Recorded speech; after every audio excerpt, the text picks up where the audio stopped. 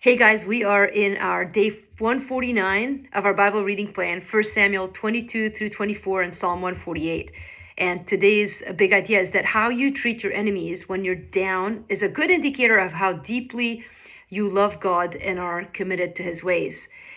David's life is interesting. First of all, be encouraged. Like if you're, again, chosen by God, anointed by God, and things are not going as planned, don't be so discouraged. You're not off the beaten path.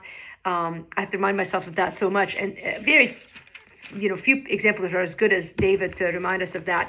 In the reading today, he starts off in this cave of Adullam, which, by the way, many of the Psalms that he wrote were written in the caves and the strongholds. And so you can Google that, but I believe 145 Psalm is written out of the cave.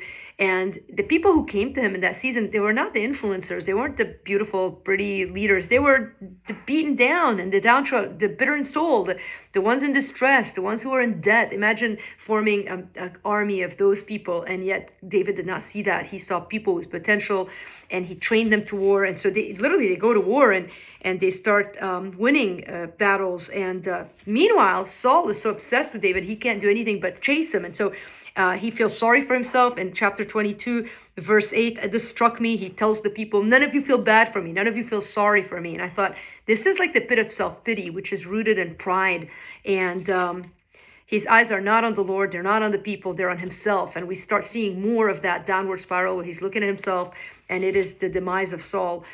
Meanwhile, David, people come to him, and he says to them at the end of chapter 22, when those people who can't help themselves, who are suffering, those who had come to tell him of the king's desire to kill him, he says to them, stay with me. In fact, chapter 22 describes the death of the priest who had helped David in chapter 21, Ahimelech, and this is because Doeg tattled and he kills the king, and this is how horrible. He kills the priest, and this is horrible and sad.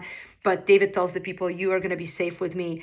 And so he continues in the caves, and he's living out God's plan for his life in the caves. And he's not questioning the Lord. He's just being faithful, seeking the Lord, asking the Lord for a word. And may we be so like David in that when we are in a stronghold, we're willing to remain in it. Chapter 23, verse 14, David remains in the stronghold.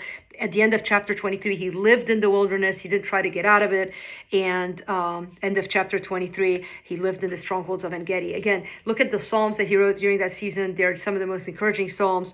And then meanwhile, again, Saul is pursuing him. In chapter 24, David basically has a chance to kill Saul when Saul goes to relieve himself. Again, just the irony and humor of God. But David doesn't. He spares his life. And it is an example, again, of true love and understanding that even Saul cannot stand in the way of God's plan for David's life. I'm really encouraged and challenged by today's reading. What was the highlight for you? Write it in the comment section if you want, but really rest assured that no matter where you are in your life, even the stronghold and the cave can't hold you in for what God has for your life. So take heart, be encouraged, and keep trusting in the Lord and seeking his face for your answers. Love you guys.